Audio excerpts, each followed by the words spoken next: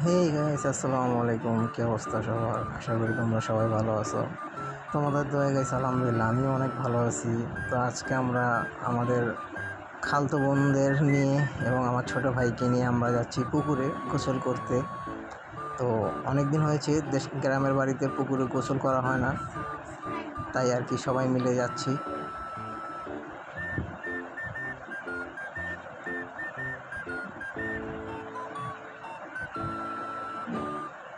Guys কি বলবো, এত এক্সাইটেড ছিলাম বলার বাইরে।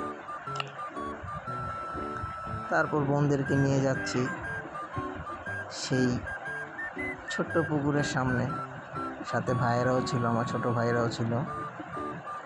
দেন আমরা সেই পুকুরের সামনে এসে পড়ি। এসে তো আমার বোনেরা ছবি তোলা শুরু করে দিয়েছে। অলরেডি আমার দুই ভাইয়েরা নেমেও গিয়েছে। দেখতে দেখতে গেছে আমিও নেমে গিয়েছিলাম। তারপর আবার বললাম তোর আগে নাম, আমি পরে নামি।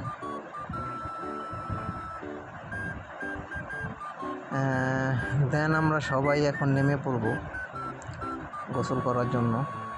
আবার বৃষ্টিও পড়তেছিল তখন, টপ টপ হালকা হালকা বৃষ্টিও ছিল, ভালোই লাগতেছিল। যারা যারা সাঁতার পারে না তারা কলসি নিয়ে নিয়েছিল। দেন আমি সবার আগে নেমে যাই। এরপর সবাই, উপর থেকে আমার বোন আবার ভিডিও করতেছিল।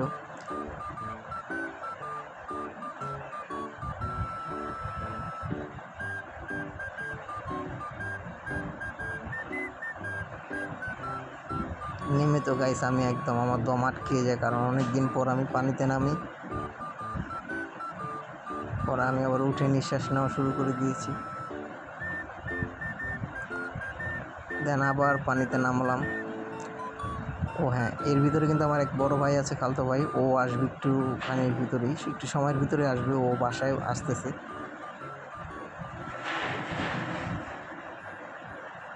দেন ও আসার আগ পর্যন্ত আমরা সবাই একসাথে ঘুরতে থাকি, পানির এ কোনা থেকে ওই কোনা, যে যেদিক পারছে ওদিকেই যাচ্ছে।